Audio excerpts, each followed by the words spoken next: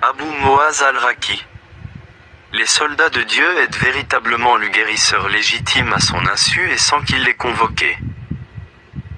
La question fondamentale est la suivante. Un djinn musulman peut-il aider le guérisseur dans son traitement sans que celui-ci le demande et à son insu? Réponse. Oui, c'est possible, car les djinns forment une nation qui comprend à la fois des personnes bonnes et des personnes mauvaises. Pourquoi et comment les djinns musulmans interviennent-ils? Soutien aux opprimés, le djinn musulman intervient pour dissuader un djinn oppresseur qui attaque une personne par la magie ou la possession, dans le cadre du culte de Dieu et pour ordonner ce qui est juste. Influence du Coran, les esprits vertueux assistent aux séances de ruqya et sont influencés par la sincérité du praticien de la ruqya, de sorte qu'ils prennent spontanément l'initiative d'expulser le mauvais esprit. La différence entre demander de l'aide. Subvention. Comparaison. Demander de l'aide est répréhensible. Définition. L'exorciste demande l'aide des djinns ou les invoque. Sa règle. Aide ou assistance, acceptable. C'est généralement interdit, et des érudits de renom tels qu'Ibn Baz et Ibn Taymiyyan ont mis en garde contre cela. Les djinns aidèrent le guérisseur de leur propre initiative, sans qu'il le leur ait demandé. Le guérisseur n'est absolument pas blâmé ni n'a commis de péché.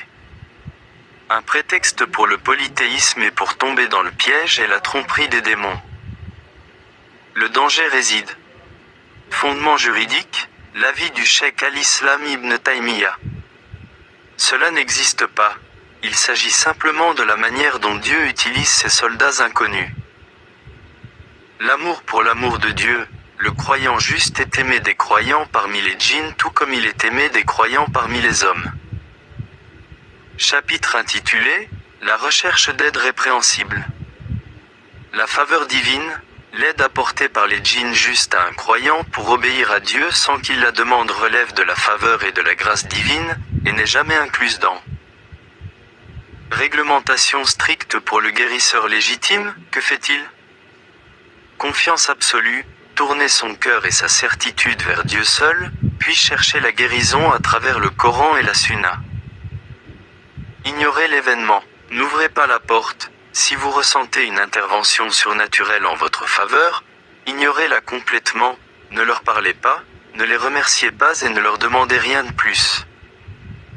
Prenez garde à la tentation, poursuivez la ruqya et ne leur prêtez aucune attention, afin de fermer la porte à la tentation et à l'attrait des démons. Doctrine sommaire et pure. La guérison vient de Dieu seul.